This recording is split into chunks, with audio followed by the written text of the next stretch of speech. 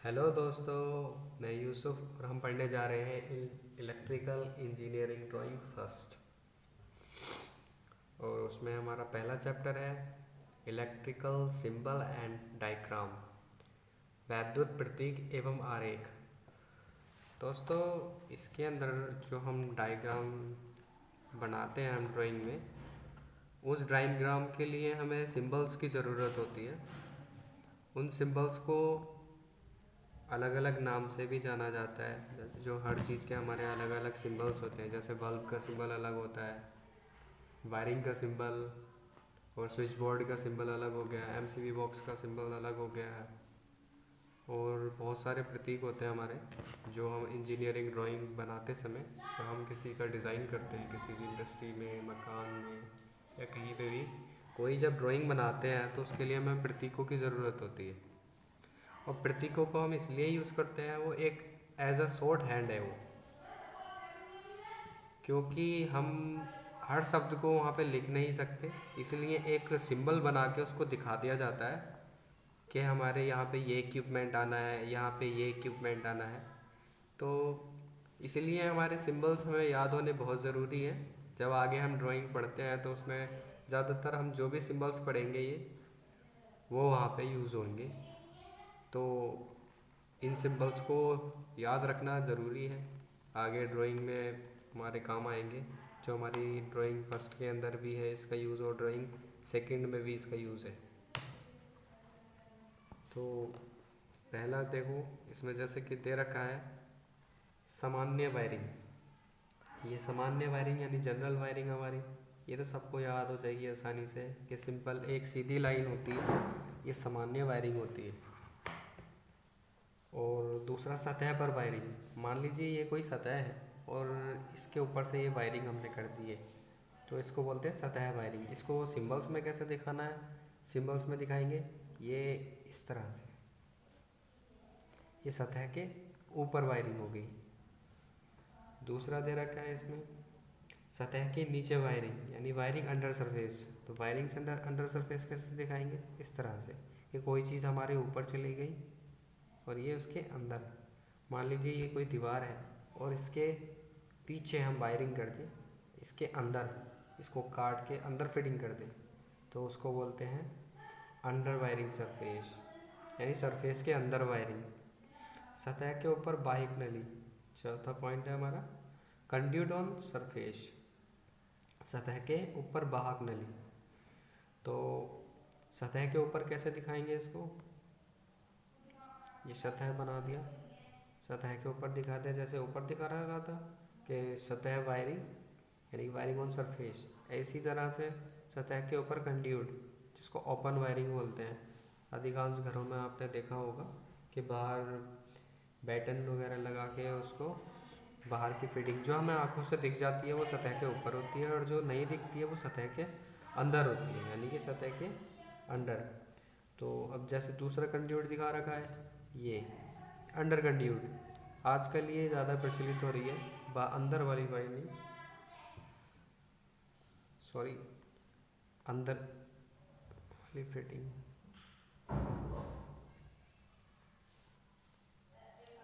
जो अंदर वाली फिटिंग होती है, अंडर कंड्यूट डाल देते हैं, फिर उसके अंदर वायरिंग डालते हैं, उस वो फिटिंग आजकल ज़्यादा प्रचलित है। तो उसका सिंबल्स ये होगा, ऊपर की ओर जाती हुई वाइंडिंग को इस तरह से दिखाते हैं, ये ऐसे कंड्यूट बनाया और ये ऊपर जाते हुए दिखा दिया। अब नीचे की ओर जाते हुए सिंबल है, इसको नीचे दिखा देंगे। ये सिंबल अब बहुत इजी सिंबल्स हैं, ये आसानी से याद हो जाएंगे। ऐसे कमरे के ऊर्ध्वाधर, जब कमरे के ऊर्ध्वाधर हम दिखाएंगे तो किस तरह से दिखाएंगे, कमरे के ऊर्ध्वाधर अगर हमें दिखानी है तो कमरे के ऊर्ध्वाधर कुछ इस तरह से दिखाएंगे, ये ऊर्ध्वाधर, ऊर्ध्वाधर दिखाना इस तरह से। ऐसी नेक्स्ट है विद्युत परिपथ आरेख से संबंधित चिन्ह, जैसे DC 2 वायर 220 वोल्ट।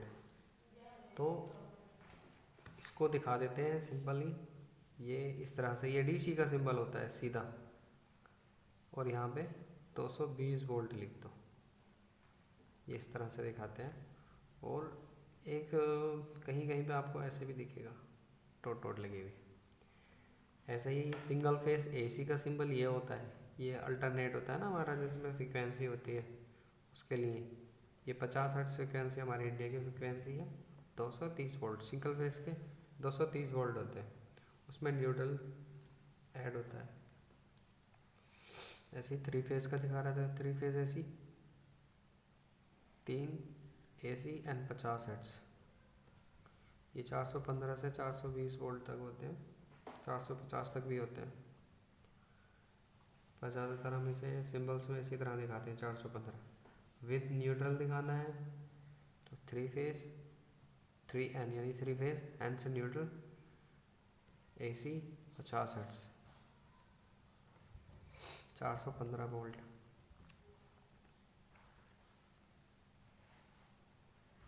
ये हमारा सिंपली, अब ये सिंबल्स याद रखने ज़रूरी हैं ये, क्योंकि हम इंजीनियरिंग ड्राइंग में इसका यूज़ करेंगे। ऐसे ही आगे चलते हैं। विद्युत चालकों के टर्मिनल के संयोजन तथा crossing, terminal connection and crossing of electrical conductor. सबसे पहला पॉइंट है इसमें टर्मिनल बिंदु यानी टर्मिनल पॉइंट। तो टर्मिनल पॉइंट को क्या दिखाते हैं, ये टर्मिनल पॉइंट जब हमें दिखाना होता है तो इस तरह से दिखाते हैं टर्मिनल पॉइंट। और जब हमें चालकों के संधि दिखाते हैं यानी जंक्शन, जंक्शन का मतलब होता है एक से जहाँ कई चीज़ें बढ़ती हूँ, एक इधर को बढ़ गया, एक इधर को और एक ये इधर को, तो इसको जंक्शन बोलते हैं। जैसे रेलवे जंक्शन, वहाँ से अलग अलग जगह पे ट्रेनें जाती हैं, तो इसी तरह से इलेक्ट्रिकल का भी एक अपना जंक्शन होता है। अब यहाँ से नीचे को भी वायरिंग जाएगी, इधर भी वायरिंग जाएगी, इधर भी वायरिंग जाएगी, इसलिए इसको जंक्शन पॉइंट बोलते हैं, जंक्शन ऑफ कंडक्टर। ऐसे ही नेक्स्ट है crossing with the conjunction, crossing with the junction. तो जंक्शन क्रॉस जंक्शन, जहाँ पे चौराहा बन जाता हो, क्रॉस जंक्शन, एक दूसरे को क्रॉस कर रहे हो, ये देखो जैसे ये ऐसे क्रॉस कर रहे हैं, वायरिंग ऐसे भी जाएगी, ऐसे भी जाएगी, ऐसे भी जाएगी, ऐसे भी जाएगी और ऐसे ऐसे भी जाएगी। नेक्स्ट संधि रहित crossing without junction, without junction के क्रॉसिंग सीधे ऐसे दिखा देते हैं, जहाँ पे इस तरह से दिखाएंगे तो ये जंक्शन के बिना होगी, जो सीधे सीधे जाएगी, बस एक दूसरे को ऐसे लूप नहीं करेगी। इसमें किधर को भी जा सकती है ऐसे वायरिंग, यहाँ से किधर को भी मोड़ सकते हैं, पर इसमें नहीं, यहाँ से इधर को जाएगी, यहाँ से इधर जाएगी, या यहाँ से इधर या यहाँ से इधर, ये बात ध्यान रखनी है। नेक्स्ट है सामान्य वैद्युत लाइन या केबल, जनरल लाइन और केबल। जनरल लाइन और केबल को पीछे पढ़ा था हमने, सिंपल ही ऐसे दिखा देते हैं, पर दोनों में डिफरेंस कोई ज़्यादा डिफरेंस नहीं है, बस सिंपली दोनों लगभग एक सी ही हैं, एक क्योंकि ये भी सामान्य लाइन ही है। लचीला cable, flexible cable, flexible cable को इस तरह से दिखाते हैं, फ्लेक्सिबल केबल जो मुड़ सकता है उसको फ्लेक्सिबल केबल कहते हैं। नेक्स्ट परिपथ का बहुलाइन प्रदर्शन, मल्टी रिप्रेजेंटेशन ऑफ सर्किट। जैसे इसमें के फर्स्ट पॉइंट दे रखा है दो तार परिपथ खंड यानी 2 वायर सर्किट पार्ट। तो 2 वायर सर्किट पार्ट को कैसे दिखाएंगे, इस तरह से। ये हमारा बहुलाइन प्रदर्शन, जब हम बहुलाइन डायग्राम बनाएंगे तो वहाँ पे इस तरह से हमें डबल डबल वायरिंग दिखानी पड़ेगी, जाके एक न्यूट्रल जा रहा है या फेज जा रहा है या 3 फेज जा रहे हैं तो तीनों लाइनें दिखानी होंगी। ऐसे ही जैसे 3 वायर वाला ये दिखा रखा है, ये इस तरह से बहुलाइन, ये बहुलाइन डायग्राम के लिए ये यूज़ होंगे सिंबल। ऐसे ही 4 तार परिपथ खंड का भी 4 तार बनाकर दिखाएंगे, यानी जितने तार होंगे इतने तार बनाकर दिए जाएंगे। ये आगे आने वाली ड्राइंग जो आप पढ़ोगे बहुलाइन डायग्राम, उसमें ये बनाने होंगे। और जब पूछेगा सिंगल लाइन तो उसके लिए हम आगे पढ़ते हैं, 11वां पॉइंट है हमारा परिपथों का एकल लाइन प्रदर्शन, single line representation of circuit. इसमें सिंगल वायर सर्किट पार्ट पहला फर्स्ट है हमारा, एक तार परिपथ खंड। तो एक तार परिपथ खंड को सिंबल एक लाइन खींच के दिखा देंगे। जब 2 तार परिपथ खंड को दिखाना होगा तो हम इस तरह से करके लाइन खींचा और ये 2 स्लैश खींच दी है यहाँ पे। इससे क्या पता लग जाएगा हमें कि वायर जा रही है, लेकिन यहाँ पे 2 वायर है। इसी तरह से नेक्स्ट भी है, यहाँ पे 3 दिखा देंगे। ऐसे ही नेक्स्ट है कि हम जब 4 वायर को दिखाएंगे तो हम 3 लाइनें खींचते हैं, सिर्फ 3 तक। पहले में सिंपल ऐसे ही बना देते हैं सीधा, दूसरे में 2 डंडे खींच कर दिखा दिए, इसमें 3 स्लैश खींच कर दिखा दिए। नेक्स्ट वाले में 1 स्लैश और 4 लिख देंगे। यहाँ इसका मतलब है कि यहाँ से 4 तारें जा रही हैं। ऐसे ही n नंबर तक हमारी, ऐसे ही n का मतलब हो गया 3 से ऊपर को 4 5 6 7 8 10 12 जितनी भी हों उसको n की जगह लिख देंगे और ये इस तरह से दिखा देंगे। नेक्स्ट है 3 फेजी परिपथ 50 हर्ट्ज 6 किलोवोल्ट 25 mm² एल्युमिनियम के 3 चालक, यानी 3 conductor of aluminium conductor wire, जो कि 50 हर्ट्ज 6 किलोवोल्ट और 25 mm² की वायर की थिकनेस होगी, जिसमें दिखा रखा है। पहला पॉइंट है इसका, फर्स्ट पॉइंट एकल लाइन प्रदर्शन, सिंगल लाइन रिप्रेजेंटेशन। तो सिंगल लाइन रिप्रेजेंटेशन को हम किस सिंबल से दिखाएंगे? तो इसके लिए हम सिंबल बनाएंगे, थोड़ा सा ध्यान लगाने की चीज़ है इस तरह से, क्योंकि ये सिंगल लाइन का है। तो सिंगल लाइन में एक हमारी सिंगल लाइन होगी, यहाँ पे इसने ऐसे 3 फेज AC 50 हर्ट्ज, जो पीछे हमने सिंबल लिखे थे वो इसमें मिक्स हो जाएंगे आके, इंटू 3 इंटू 25 mm², यानी कि 3 वायर इतने इतने साइज़ की हैं और ये 3 फेज AC जा रहा है 50 हर्ट्ज 6 वोल्ट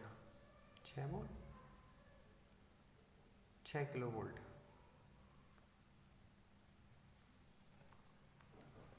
नेक्स्ट है multi line representation. Multi line representation दिखाएंगे, यहाँ पे मल्टी लाइन यानी बहुत सारी लाइन जा रही हैं, ठीक है। उसको फिर से इसी जैसा कर देंगे, 3 phase 50 hertz 6 kilo volt 3 into 25 mm²। ऐसे नेक्स्ट पॉइंट है हमारा एकल मार्गी स्विच, सिंगल वे स्विच, जिसमें पहले फर्स्ट पॉइंट है इसका सिंगल पोल स्विच।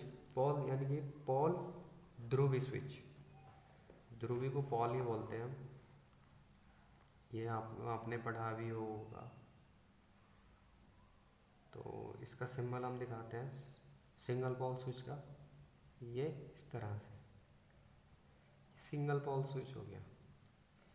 अब 2 पोल स्विच, ये डबल, इसमें देखो सिंगल पोल में ये 1 था, डबल में 2 हो गए, और 3 पोल में ये 3 स्लैश खींच देंगे, इसकी चाबी बना दी एक, ऐसे याद रख सकते हो।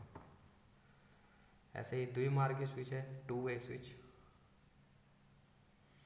2 वे स्विच को इस तरह से दिखाएंगे, जो दोनों जगह से ऑपरेट होता है। जहाँ से हमें 2 जगह से लाइट को ऑपरेट करना हो वहाँ हम ये वाला स्विच लगाते हैं। ऐसी मध्यवर्ती switch, intermediate switch. Intermediate switch ये एक स्पेशल स्विच होता है, जब हमें 2 लाइनों से एक चीज़ को ऑपरेट करना हो तो वहाँ ये यूज़ करते हैं। डबल इंटर कनेक्शन होता है, कहीं कहीं पे ऐसी जगह भी करते हैं जहाँ हमें मोटर फॉरवर्ड और रिवर्स चलानी हो, तो वहाँ पे ये DC, ज़्यादातर DC या AC में ये कनेक्शन को इंटरचेंज करने का काम करता है ये वाला स्विच।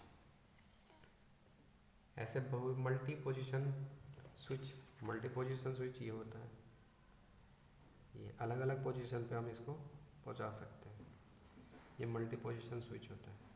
ऐसी पेंडेंट स्विच होता है, पेंडेंट स्विच को इस तरह से करके P लिख देते हैं।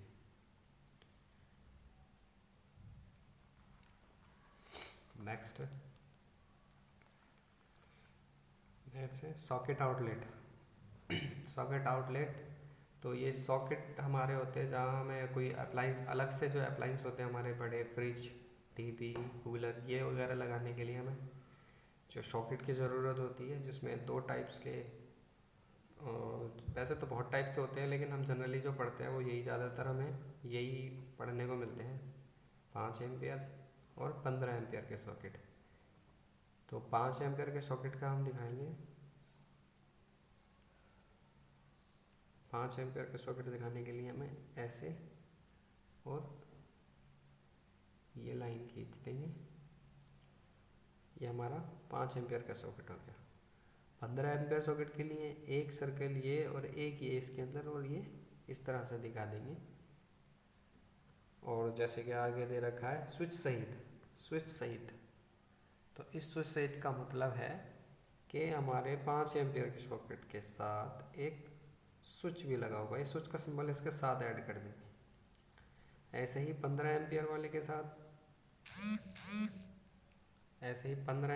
के साथ, ये स्विच ऐड कर देंगे। सिंपल है। अब इनको सही से याद कर लें, देखें एक बार, बनाएं इन सब स्विचों को बना के, और उनको लिख के देखें कि ये क्या था, ये क्या था, ये क्या था। प्रैक्टिस करोगे 2-3 बार में याद हो जाएंगे। अब नेक्स्ट चलते हैं बल्ब आउटलेट, जो लैंप आउटलेट और जो लैंप होते हैं हमारे उसके लिए। तो सामान्य लैंप का सिंबल हमारा सिंपल है। इसको इस तरह से क्रॉस बना दिया। इसका मतलब है कि यहाँ लैंप है। अगर हमें कहीं भी सामान्य लैंप दिखाना हो तो ये क्रॉस बना देते हैं। ये याद रखना ज़रूरी है, क्योंकि इसी से रिलेटेड बाकी के लैंप के सिंबल बनते हैं। इसलिए ये क्रॉस सामान्य लैंप है। अगर दीवार पे दिखाना होगा तो कैसे दिखाएंगे, और लटकन दिखाना होगा तो कैसे दिखाएंगे, तो सब इसी से बनेंगे। जैसे कि आगे नेक्स्ट है ये दीवार ब्रैकेट, वॉल और ब्रैकेट माउंटेड लैंप, वो कैसे बनाएंगे। ये कुछ इस तरह से, ये वॉल हो गई और हमारा इस वॉल पे लगा हुआ बल्ब हो गया। ऐसे ही नेक्स्ट है छत पर स्थित, ये छत हो गई हमारी और छत पर स्थित है ये। लेकिन अगर छत से थोड़ा सा गैप के लिए लगाया हुआ है, जैसे जंजीर सहित लगा हुआ है, तो उसको कैसे दिखाएंगे। जो जंजीर सहित लगा हुआ है ये हमारी वॉल हो गई, और यहाँ से ये चैन हो गई। चैन फ्लेक्सिबल होती है ना, इसलिए इसका ऐसा सिंबल दिया है। ये हो गया। ऐसे ही जो हमारा छड़ से जो लगा हुआ था, ये मैं उससे थोड़ा छूट गया है बीच में। पहले छड़ वाला दिखा देता हूँ। छड़ वाला लैंप इस तरह से लगा होता है। अब इमरजेंसी लैंप का देख लो वापस। आपातकालीन लैंप कुछ इस तरह से बना हुआ होगा।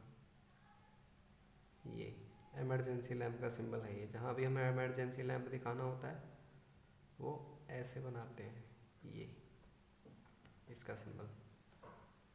ऐसे ही नेक्स्ट है आतंकी बल्ब। ऐसे ही नॉर्मल सामान्य बल्ब बनाओ और उसके बीच में स्पॉट्स बना दो। ये स्पॉट बनाने से बन जाएगा ये आतंकी बल्ब, जो खतरे के समय जलता है, वो बल्ब है। ऐसी लैंप की फीडिंग दिखाते हैं कि लैंप की फीडिंग कैसे कैसे होती है। जैसे कि पहला दे रखा है बैटन लैंप होल्डर, वो कैसे दिखाएंगे। ये दिखा दिया क्रॉस इस तरह से। दिखाने के बाद यहाँ पे BH लिख दिया। BH का मतलब हो गया कि बैटन माउंटेड है ये। ऐसे ही नेक्स्ट है जल सह प्रकाश fitting, water tight lamp fitting. तो वाटर टाइट लैंप फिटिंग यानी वाटर प्रूफ जो होते हैं, जिसमें पानी ना जाए, ये ऐसे बॉक्स के अंदर बंद करके और VT दिखा दिया। ऐसी बल्क हेड फीडिंग, मतलब जो बल्क हेड फीडिंग होता है वो इस तरह से, ये बल्क हेड एक बल्ब के अंदर बंद है। ऐसे ही नेक्स्ट है परावर्तक या प्रक्षेपक, रिफ्लेक्टर तो आप समझते ही है, या प्रोजेक्टर जो आगे को रिफ्लेक्ट करता हो। तो रिफ्लेक्टर का हम इस तरह से सिंबल दिखाते हैं। ये आगे कोई प्रोजेक्टर का कोई लेंस या कोई भी चीज़ हो गया, उसके अंदर बल्ब है जो उसको परावर्तित करके या रिफ्लेक्ट करके आगे फ्लैश दे। ऐसे ही स्पॉटलाइट, तो स्पॉटलाइट को दिखाएंगे।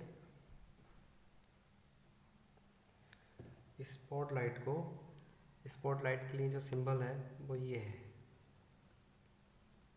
ये स्पॉटलाइट।